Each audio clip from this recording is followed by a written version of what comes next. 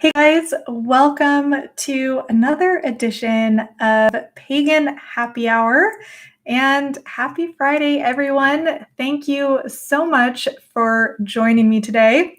Today I am hanging out with Lily Bell and we are going to be talking about five of, in my view, the biggest differences between historical and modern paganism.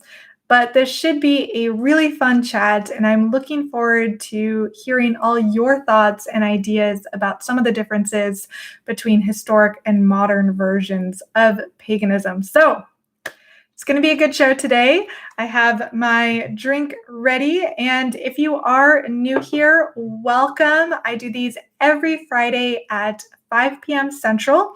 And it's a great way for us to kind of just come together, have a drink, and chat about different pagan topics. So if you do like this channel, if you do like this show, then there are a couple ways you can support it. The first one is through my Patreon. I do run a Discord server through my Patreon. So if you are interested in connecting and meeting with fellow pagans and sharing resources, I have the link down below. Another great way to support the show is through the super chats. So if you do have a question or a comment that you would like me to bring into the conversation, then you can click the $ button at the bottom of the chat and do any donation, and it'll pop up really big on my screen. So I'll be sure to bring your thoughts and ideas into the conversation.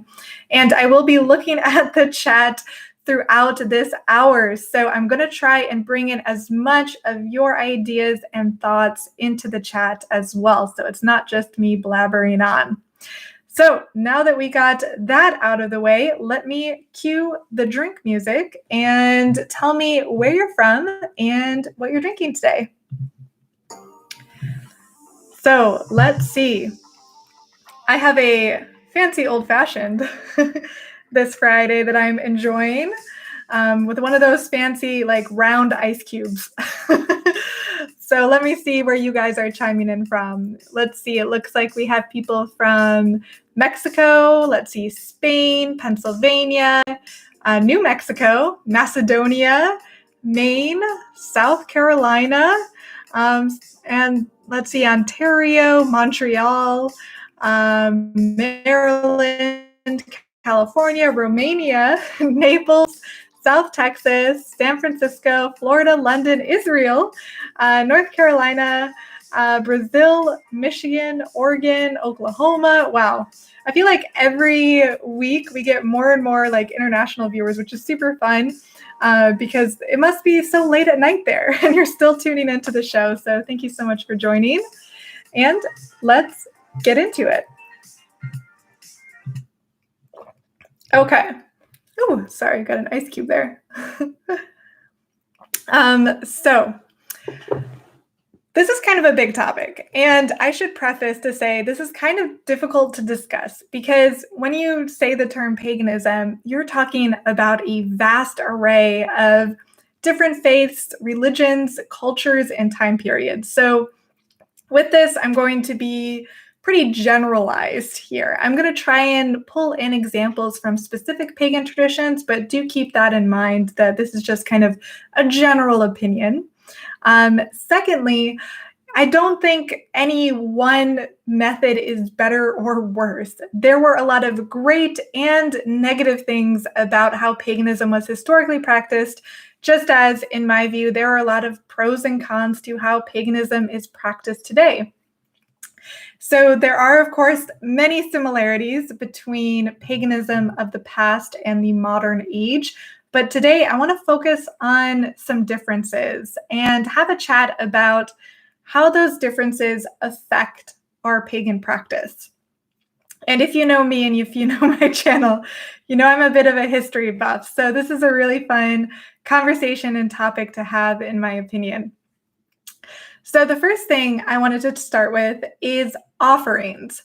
And we know that offerings are really important to any pagan practice.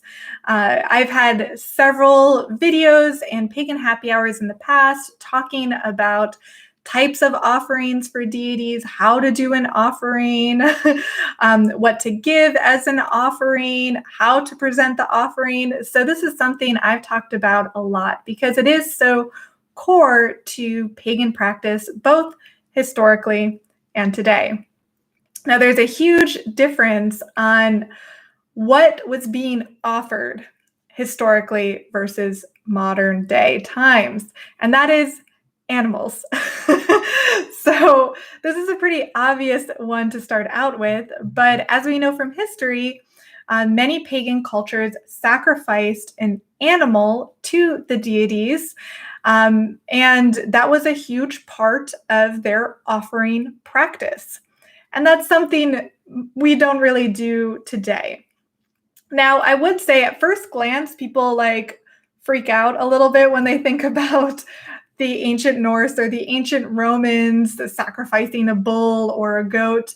But do keep in mind that these animals were raised much better than how modern animals are raised for meat production. And on top of that, the animal was eaten. It was, of course, sacrificed to the deity in an elaborate ritual, but usually they took care to reduce the suffering of the animal as much as possible. And that meat was consumed at the festival. So it was enjoyed by everyone in the community. And usually ancient cultures made use of more parts of the animal than we do in modern day. So that is a huge change between offerings from ancient times and today. Let me see what you guys have in the comments here. Share your thoughts and ideas about this.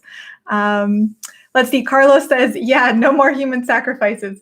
That's true as well. We don't have much proof when it comes to human sacrifices, but it is likely, at least in the Celtic and the Norse world, that occasional human sacrifices were done. Usually they were criminals, and we don't know too much about them. So there's a lot of speculation when it comes to human sacrifices in ancient pagan societies, and not all pagan societies did human sacrifice. But that, of course, is something we also do not do nowadays. Let's see, Graves is mentioning that it's not just pagans. Abraham sacrificed a ram. Yeah. So Jewish tradition has animal sacrifice as well. You have the concept of kosher food even today, where the animals must be blessed and killed humanely. Similarly, in ancient pagan times, where the animals would be blessed and killed humanely, or as humanely as possible. Let's see. Great comments here. Just checking to see if you have any other thoughts on this aspect. Let's see. I see in the comments, Horned One mentions that the Aztecs were a pretty bloody culture. Yes, the Aztecs were definitely another ancient pagan culture where human sacrifice was a part of their practice. Let's see. Great comments, guys. And of course, we're allowed to evolve our pagan practices over the centuries. With paganism, we are not stuck in a dogma or a rule book that tells us what we can and cannot do. So, obviously nowadays we're not sacrificing animals, and that's totally okay. But I do think it's interesting, and it is probably one of the biggest differences between ancient and modern paganism. And nowadays we are very disconnected to our food system. We just interact with food when we go to the grocery store and pick up some chicken breasts, right? So the pagan societies would have had a much stronger connection to the animal world, and often viewed spirits as existing as part of the animal world as well. So that's kind of interesting. Now, the ancient pagans did not just sacrifice animals for everything. That was usually reserved for big festival days. they did also sacrifice things like incense or libations, alcohol or mead. So, it wasn't like an everyday thing, of course. So I just wanted to mention that as well. So that's the first biggest difference. Now, the other big difference I wanted to talk about is historically, I feel like there was much more focused on your ancestors and your tribe, your community. And this is something that's a little bit different from today. So back in the day, anyone who was practicing paganism was practicing the paganism of their specific culture, right? So you have Norse pagans practicing Norse paganism. You have the Celts practicing Celtic paganism. You have the Romans practicing Roman paganism. And there wasn't much crossover. You rarely found a Roman who suddenly picked up the Druid tradition and started practicing that faith. So quite a bit different than nowadays, where paganism is much more open and you're not necessarily confined to your specific cultural heritage or tradition as to what pagan path you choose to follow. So paganism, back in the day, it was just one piece of the wider culture that defined the community. Whereas nowadays, some people practice the paganism of their ancestors, but not all pagans do. And in my opinion, that's fine. But thinking about ancient pagan societies, they were pretty much most of the time, everyone is practicing the specific pagan path of their culture, their heritage, and everything like that. So that's a big difference. And let me see what you guys have to say about that, and then we'll talk a bit about ancestors. Let's see. I see you guys are still talking about the animal sacrifice piece, and there's a lot to say there. Let's see. Wish on a Foxtail says, I have read that in most cases, animal sacrifice happened during large ritual gatherings so as not to waste the meat of a cow, which would be too much for one family. Yeah, that's a good point. As I've mentioned in many previous Pagan Happy Hours and videos, festivals and gatherings are a huge piece to historic paganism.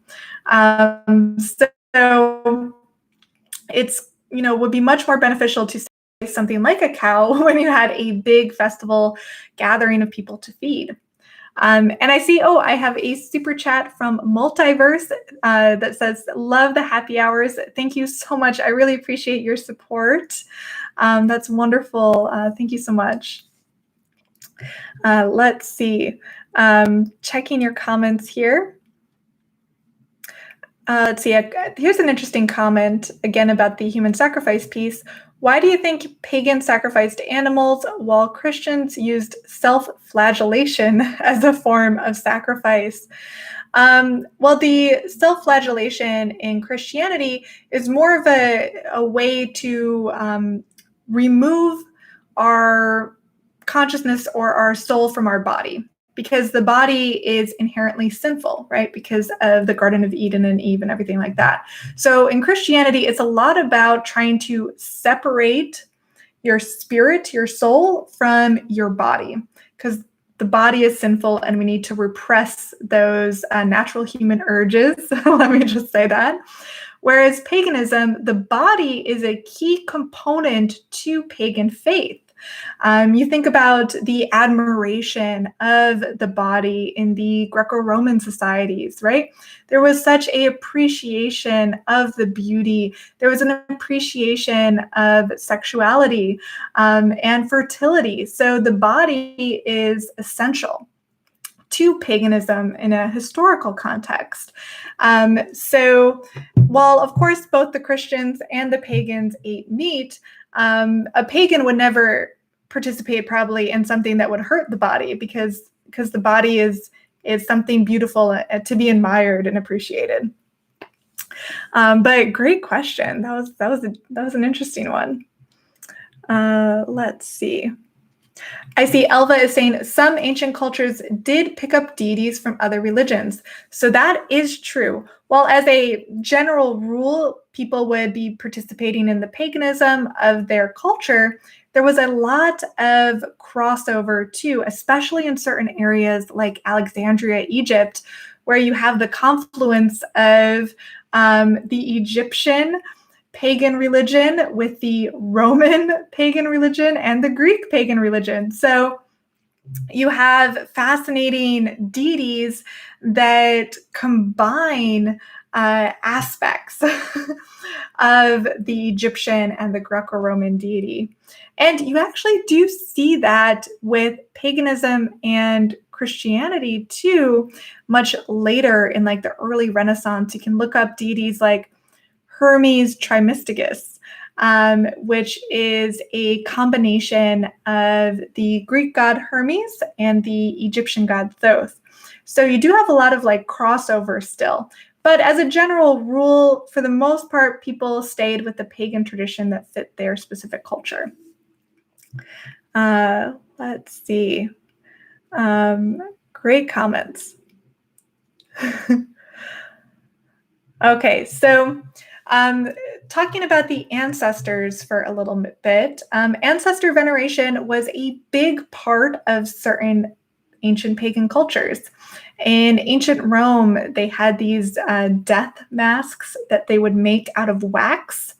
So after a family member died, they would make this mask out of wax, and then often you would have a candle behind it that you would light so it would glow. Super spooky, right?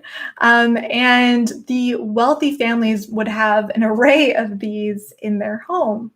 And this was part of their ancestor veneration practice.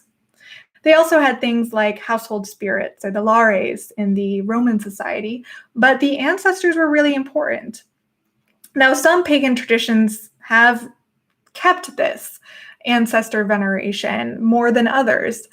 Dei De Los Muertos is an interesting one because, of course, that starts with the more pagan Mesoamerican societies, the Mayans and the Aztecs. Their ancestor veneration has persisted to modern days, though it has kind of intermixed with Christianity. But there are many people nowadays who still go to honor their ancestors on All Saints' Day, the day after Halloween.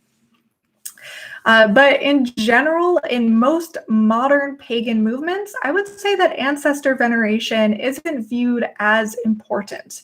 For Wicca, for example, we talk about ancestors at Samhain. Samhain seems to be the main pagan holiday where we are honoring our ancestors.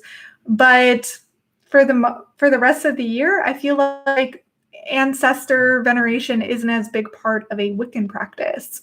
Even in a lot of modern pagan practices from other traditions, whether that's Slavic or Norse or Celtic, depending on, it's very much a spectrum. Depending on where you fall in that spectrum, ancestor veneration may be very important or not important as all. So it can really depend, but I think it was much more important in many of these ancient pagan practices than we view it in modern day. I'm not saying that's better or worse, it's just different. Let me hear your thoughts on the ancestor aspect of historic versus modern paganism. I see many of you guys in the comments want me to move to the side so you can see my cat. So let me scooch my chair a little bit. Is that better? She's taking a nap. So let me see. Checking your comments here about ancestors. Let's see, Genghis Galahad says, indigenous and tribal masks is a fascinating version of interface in shamanism. That sounds really neat. Let's see, Eva Haymaker says, family is a huge part on why I practice. And Hilltop Homestead says, I would love to have some glowing death masks in my house, LOL. Yeah, that would be pretty cool. It might freak out the occasional visitor, but that would be fun. Daka says, Slavic paganism has 4 ancestor veneration holidays. Yeah, that's neat. I really want to learn more about Slavic paganism, and I think that is one of the more modern pagan movements that does incorporate a lot more ancestor veneration. Let's see. And then I see a question here. Ancestor veneration goes as far back in shamanic traditions? No? Yeah, I think ancestor worship does go far back to the shamanic traditions. So yeah, definitely. Okay.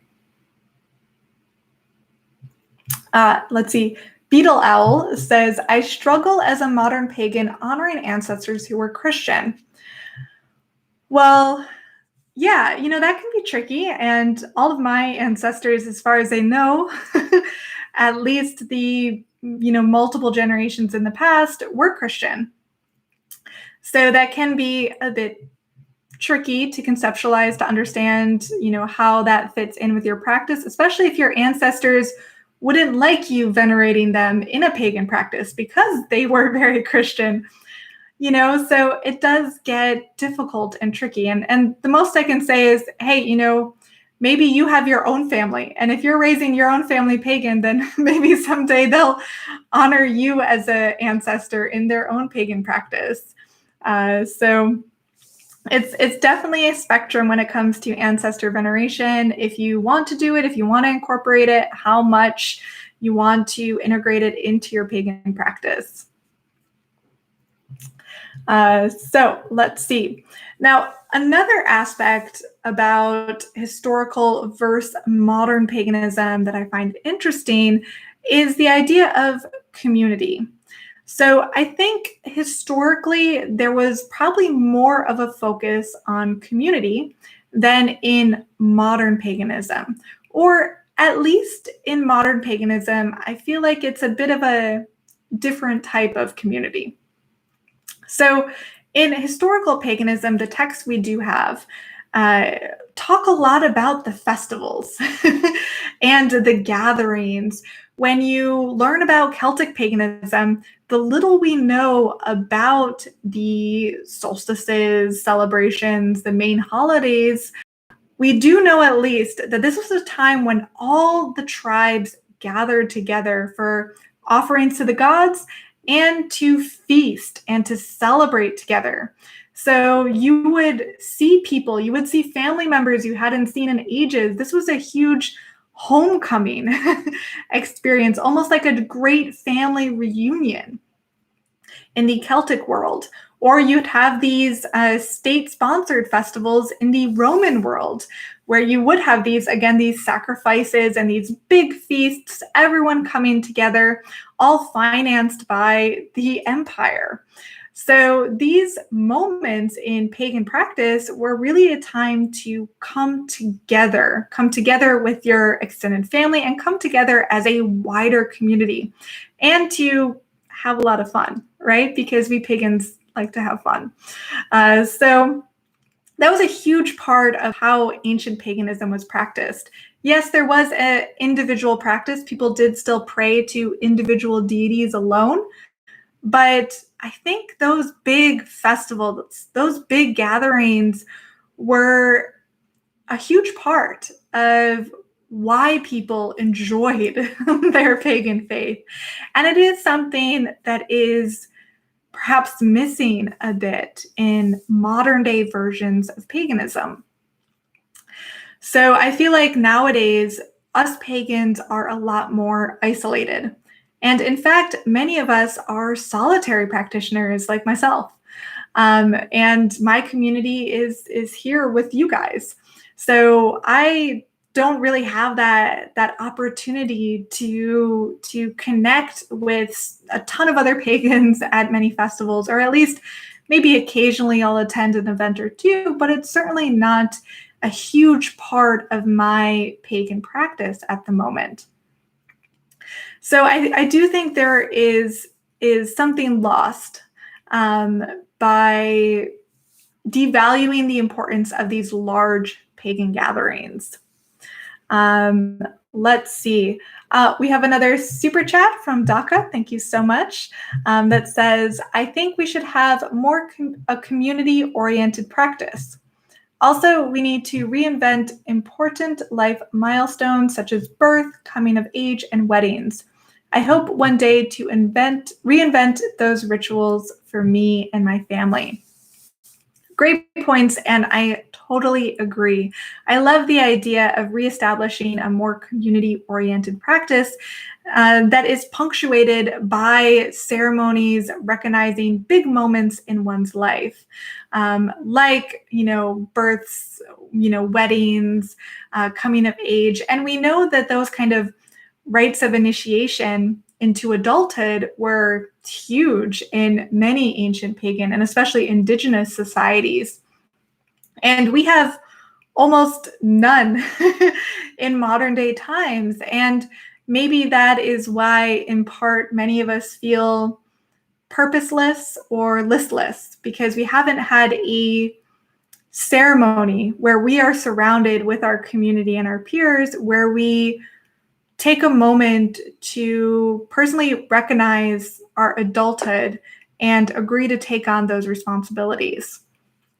So the taking on of responsibility and the ritual component of that and the celebration of that was something that was much more done in ancient times, and I think could be really great to bring back. Of course, in Judaism, they have, bar mitzvah and bat mitzvah, right, as a rite of passage ceremony. And I like to think sometimes, what might that be like in a pagan context, right? What would a pagan rite of passage coming into adulthood ceremony look like? So great comment. I really appreciate that one. Let me see what else you guys have to say. Let's see. Hilltop Homestead says, other than my husband and our sons, I don't connect with other pagans in real life, but there is a large and good pagan community online. Yeah, definitely. That's why I created one, because I didn't have any pagans to connect with physically in my day-to-day life. So online community is a great way to still connect. Let's see. Oh, Craig has given a super chat. Thank you so much. Mentioning that high magic traditions are based in community and community rituals. And yeah, that's a great point. Yeah, it is difficult nowadays to find a pagan community.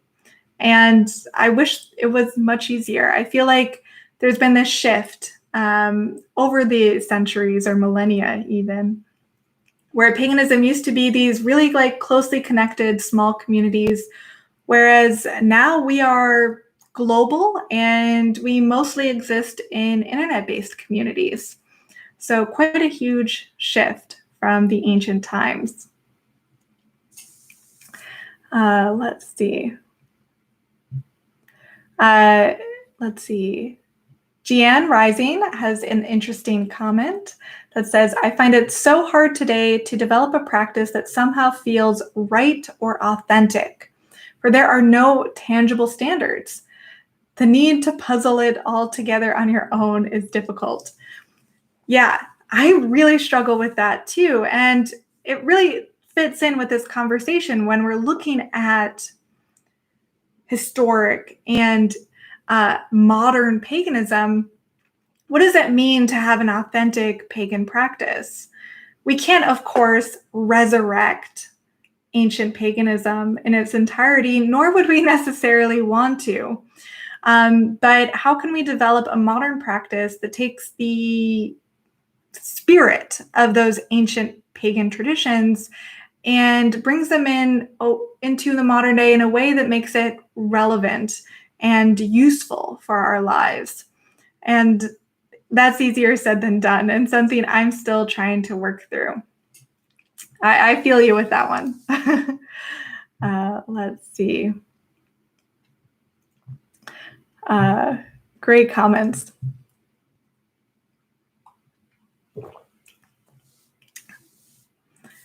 So the next thing I wanted to bring up on this topic is the idea of hierarchy and how hierarchy has changed from historic times to modern day.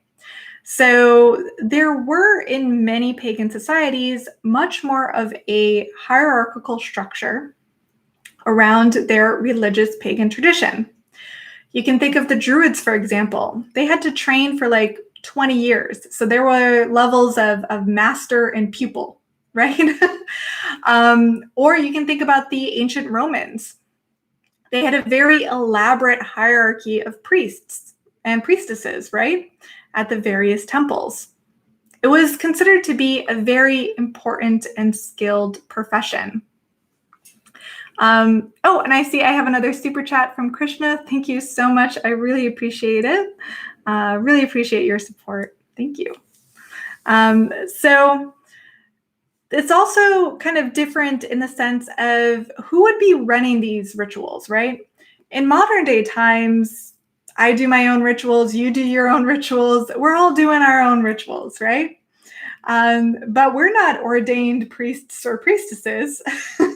We're not sanctioned by any governing body, right? When we do those things. So that's very different than ancient times where you would have a priest or priestess or several of them in the community, and they were the ones that would be providing the offerings. They were the ones that would be doing these sacrifices, doing all the rituals. You would go to them when you needed help. Versus nowadays where we're all taking on that role for ourselves. It's a lot of work, right? We don't really have a pagan priest or priestess around the corner we can run to when we feel the need to connect or give an offering. So quite a different system in the fact that it used to be organized and structured, and now it's decentralized.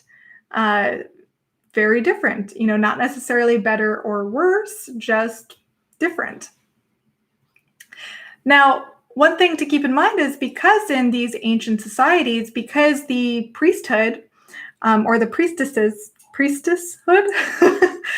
were considered really important in the society, they were taken care of by the community, meaning they were given resources, money, whatever they needed in order to perform these rites, in order to hold that role in the community. Now, today, it's pretty much impossible to get a salary as a high priestess. Otherwise, me and you and everyone else, we'd all be doing that right now, probably. But we don't really have that luxury like they did in ancient times.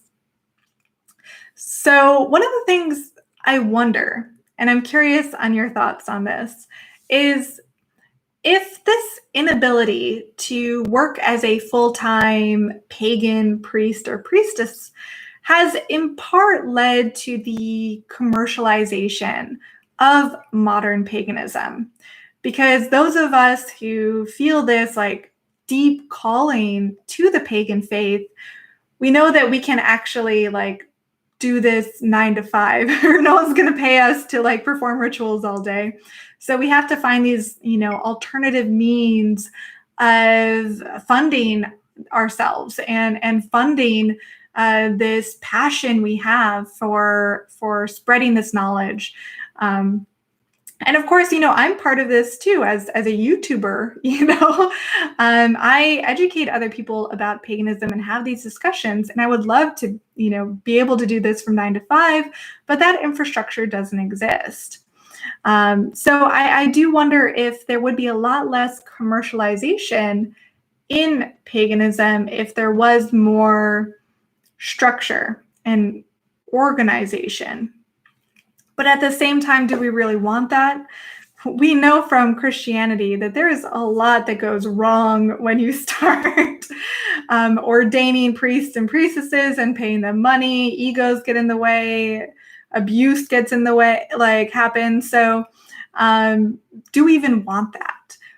I don't know, but it is quite different from these ancient pagan societies where the priest or priestess had a real role, an important role in the community.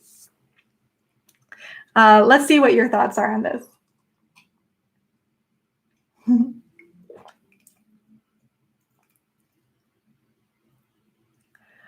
Great comments, guys. I'm just reading them now.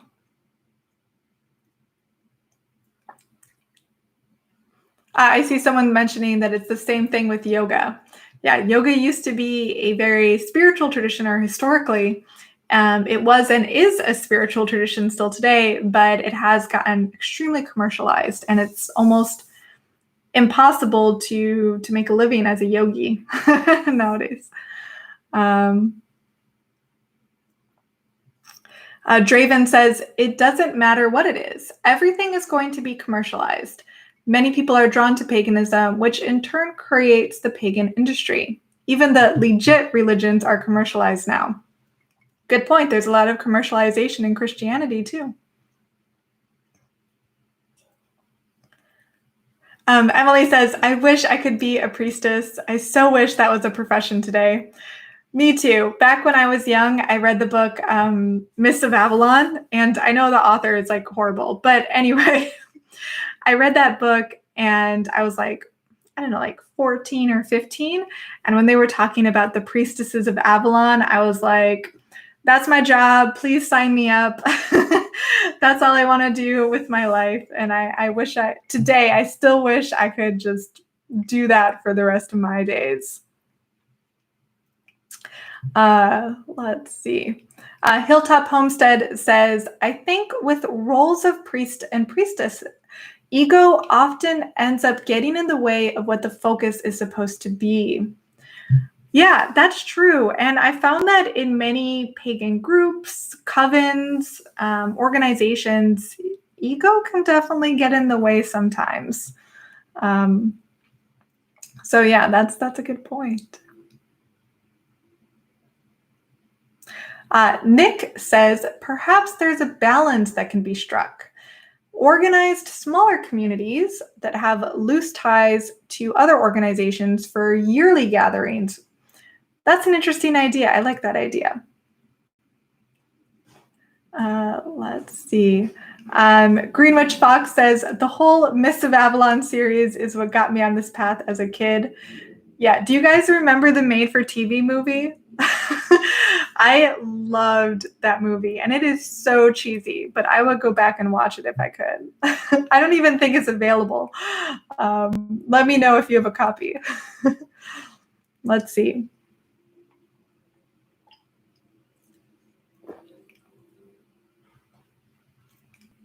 Lucas says, I think with paganism getting more traction, some people nowadays will commercialize it and end up just joining it because it's, quote, aesthetic. Yeah, that's something I've talked about before as well. Something, you definitely see on social media a lot. Mm-hmm. So yeah, that's a huge difference, I think. This idea of the hierarchy in the pagan system in ancient times versus this decentralized system in the modern day. Now, for the last point I want to bring up is the shift from education through the oral tradition and mentor-student to education through books and the internet. So this has been a big shift as well. Most pagan traditions and their rituals, their practices were passed down through the oral tradition. There are some exceptions in ancient Rome. We do have some texts that do kind of lay out certain Roman rituals, but the vast majority of pagan societies educated their followers, their pupils, entirely through talking and sharing that knowledge. So you can look at the Druids, for example. They didn't write down anything, which is really frustrating for us modern people because we want to know what they were all about. But they passed everything down through the oral tradition, and memorization was a huge part of their practice. the pupils would memorize these long passages that would contain all the wisdom of ancient Druidry. And if we could just get like one or two of those passages, that would be amazing. But unfortunately, this has been lost to time. Nowadays, how we learn about paganism and different pagan rituals and traditions is pretty much through books or online. Rarely is it something that is formally passed down from mentor to pupil. There are still some covens out there, if you're into witchcraft, that do teach their new followers from, the high priestess or priest will teach the new inductees, but very rarely does this happen on a one-on-one context. And I think it's kind of sad. There's something so beautiful about taking the time to personally connect and educate someone on a one-on-one level. And that's something that you rarely see nowadays. I mean, that's why in part, like, I teach tarot and I do it one-on-one through Zoom, because I'm just like, I want to teach a mystery tradition face to face, right? It just seems like more authentic that way. It seems more personal than if you were to just give someone a book or an ebook or a series of videos. I like that one-on-one connection, and I like being able to go on a journey with someone as they're going through this education process. So that is something that is very different. You can go to any bookstore or go online and find hundreds and hundreds and hundreds of books about paganism and different pagan practices and different rituals and different spells if you're into that. But would it have been more meaningful if you had a mentor that showed you, how to do things, as opposed to just telling you through text or even through video?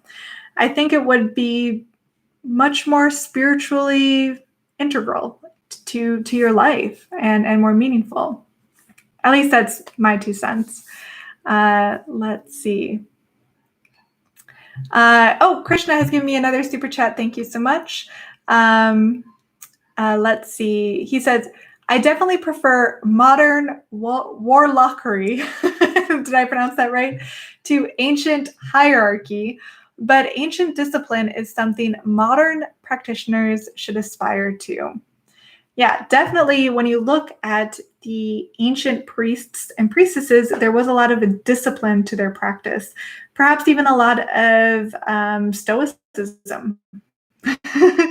But nowadays, I think maybe there's a bit of a cheapening of the pagan practice because it is so easy to learn. It's so easy to just cast off. But yeah, I also agree with you that I don't really like hierarchy. So I wouldn't necessarily want to reform paganism in the image of something like Christianity. That wouldn't work for us. We're a different type of people who want different things for our spirituality. So yeah, that's a great point. And again, thank you so much for that super chat. Let me see what you guys have. Let's see. Velnar says, I do like the oral tradition, though some people may be a bit too subjective. So you may get some wrong information, but it's definitely more meaningful. Yeah, of course, you have to be careful. Take everything with a grain of salt. Don't listen to what I say. Do your own research, please. I'm sure I have said many incorrect things in the years that I've been talking about paganism. So it is so important to do your own research here and not to just take what I say or anyone else says as the 100% truth. Daka has given another super chat. Thank you so much. That says, why not both? We can have both books, videos, audiobooks, and one-on-one tutorage to pass things to the next generation. Also, down with hierarchies. Yeah, good point. I mean, there is a benefit to modern day times where we are able to have both. I mean, I do and participate in both, right? I have plenty of pagan books. I do tutor individuals, and I have been tutored by other individuals personally in the past. So it is kind of fun to have all of these methods for instruction at our disposal. So that's a good point. Let me see here. Joan says, the bad thing about all the information being online is knowing what is BS and what is not. I love that I've been able to verify the information you put out with multiple sources. Thank you. Yeah, good point. It is tricky to verify information, and there's a lot of incorrect stuff out there, especially in the witchcraft community. If you are researching spells or rituals, I'm always like, okay, yeah, but where is this coming from? Is this just something you created and made up, which is totally fine in the witchcraft context? I just wish there was more kind of like record keeping, or like at least tell me where you're getting this from. You'll hardly ever find any spell book that tells you anything about where this spell came from. So I'm guessing 99.9% of them, the author came up with it, which is fine, but I would just like to know that. Same thing with rituals. If you are looking online for rituals, where did it come from? So it'd be really nice to know these things. Let's see.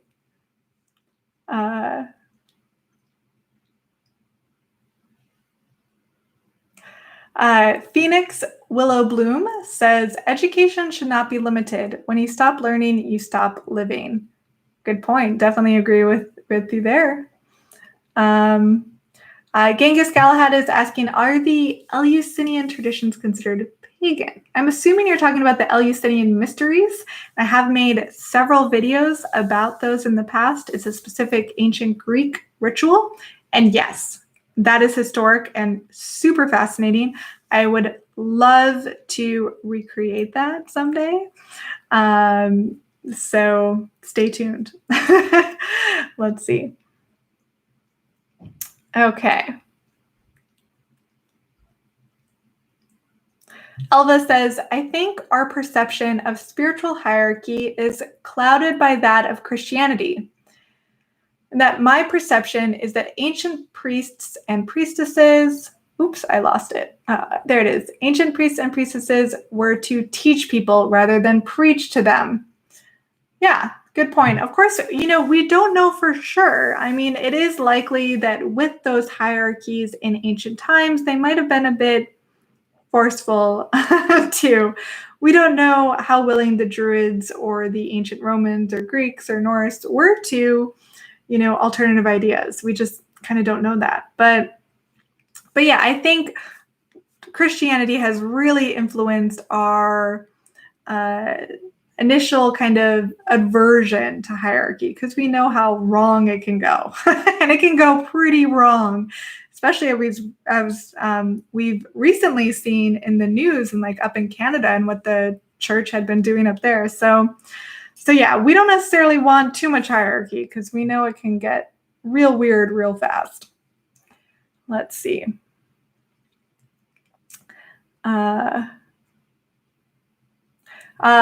Blackbird Green says, spoken word has a lot of beauty and meaning, but as years and generations pass by, a lot of the information gets lost in translation. Each receptor will make their own words out of the first lesson.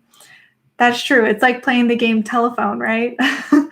When you are passing down this sacred truth, this ancient knowledge, these ancient rituals from mentor to pupil, and then again and again and again, of course, it is going to change. And as we've seen with paganism, paganism itself has changed and evolved through time, in part from this system, right? You can look at our holidays and think about what they might have been like, and how they were practiced by these ancient pagan societies, but they've been changed, right? Because for the most part, they were passed down from oral tradition. Mm-hmm. Let's see. Luca says, it's sad and true that pagan channels and TikToks are pushed back for those with more aesthetic looking ones that are pushed forward. And some of their info is BS, yet learning witches don't know that yet.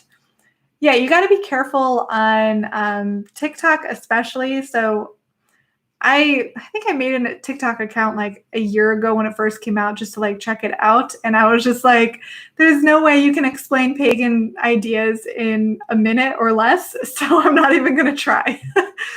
And it gets tricky. Can you imagine trying to have this conversation, this collaboration we're having, you, me, talking about these ideas in 60 seconds or less? I just don't think TikTok is probably the best platform for paganism, but that's my opinion.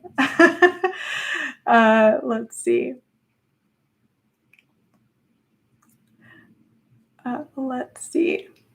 Great comments, guys. I really appreciate all your thoughts and ideas.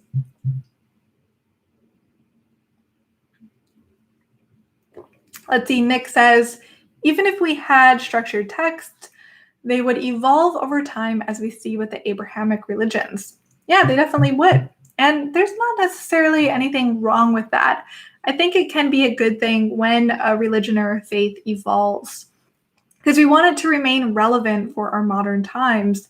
So when we think about our modern lives, they're so different from these ancient pagan cultures, but interacting with the natural world, interacting with the deities is something we could still do and something that'll really set us apart from the vast majority of people living nowadays.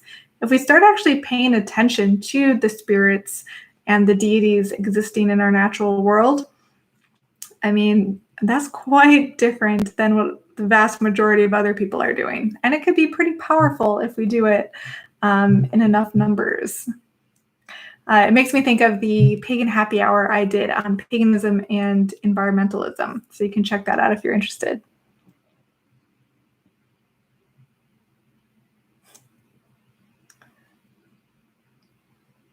Let's see.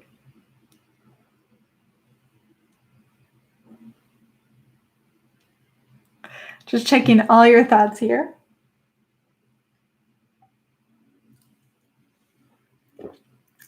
Draven says, to seek knowledge with a discerning mind, otherwise you will not learn anything of real use or relevant knowledge. The seeker owes that to the teacher, and the teacher owes the student good knowledge. Definitely agree. Yeah, teaching is really important. And I don't necessarily think these pagan happy hours are me teaching you because I'm drinking right now. So I'm probably not doing the best job as an instructor. But I do hope these conversations and these discussions can be enlivening and enlightening in some way. And I do love to teach. I mean, I used to be a teacher back in the day. So let's see. Moonfire, talking about TikTok, says, I find witch talk entertaining and as a little window into other people's practices. Yeah, it can definitely be that. I mean, of course, social media is meant to be entertaining. TikTok and Instagram specifically, the content that does best on those platforms is entertaining and highly visual content. So yeah, that's true.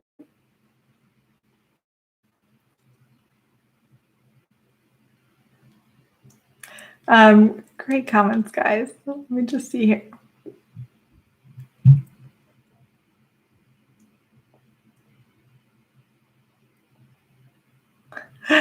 Let's see. Oh, another super chat from Daka. Thank you so much. That says, I don't think we live that differently from our ancestors. We still want the same things: food, shelter, personal growth, love, and community. Totally agree. And it seems like those basics, those simple things are getting harder to achieve in modern day, or at least right now in America. And I feel this so much at the moment because right now I'm trying to look for a new apartment. I'm planning on leaving Dallas and hopefully moving to Savannah or Charleston, ideally. But looking at rentals right now. Oh my God. And I'm sure those of you who are trying to buy a house right now, it is a crazy time. It is ridiculous that these basic things we human need, like shelter, is so difficult and expensive, and food. So it's like increasing in price here in America, and it's crazy. And then community, it's becoming more and more difficult. So yeah, I feel like we do want the same things as our ancestors, but I feel like nowadays they're almost harder to achieve. And it sounds very millennial of me, and I should probably stop eating so much avocado toast. But I really do feel like those basics are getting harder and harder to access. And I just want the same things that my ancestors wanted. So yeah. Let's see. Oh, Genghis Galahad is an interesting question. Says, aren't many traditions like bread and wine sacraments, etc., stemming from Hellenic rites and mysteries? Yes. So there is a couple videos on my channel about Hellenic rites. I recommend reading, I think it's called The Key to Immortality. And it's a book that came out recently, or there is another book that I have. Just looking in my bookshelf. Here it is. I can reach it. This one. The Sacred Mushroom and the Cross. This was banned by the Catholic Church, but I got a copy. Basically, it's showing that the Eucharist, right? So the transformation of the wine into the blood of Christ, the cracker into the body of Christ, that Eucharist is based in an ancient Greek pagan tradition. So this book uses an understanding of linguistics to make that case, but the Key of Immortality uses archaeology and ancient archaeological sites to make the case that the Greeks were basically doing a Eucharist before the Christians were. And the really fascinating hallucinogens they might have been imbibing as well as part of this ceremony. Super interesting, very, as much as archaeology could be cutting edge, this is very cutting edge archaeology and linguistic studies. So the idea of the earliest Christian traditions having a Greco-Roman origin is something that is really fascinating to me, and more info is coming out like every year, it seems. The author of The Key of Immortality, I'm trying to remember his name, but he was on also the Joe Rogan podcast. I don't listen to Joe Rogan very often, but I recommend checking out that interview if you'd like to learn more. And I see Mykola mentioning here, look into Siberian shamanic traditions doing sacred magic mushrooms. I also have some videos. My Yule video, I think it's called Why is Christmas on the 25th of December? I talk about the ancient Slavic shamans doing ritual magic with certain mushrooms and how it has pagan origins. I basically in that video talk about how all of our Christmas decor, the red and the white, you know, the Santa coming down through the chimney with the stockings, all of that has ancient Siberian shamanic traditions. So look into that if you're interested.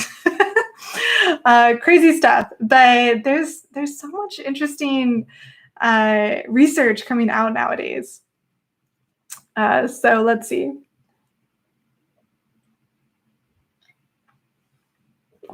Checking your thoughts here.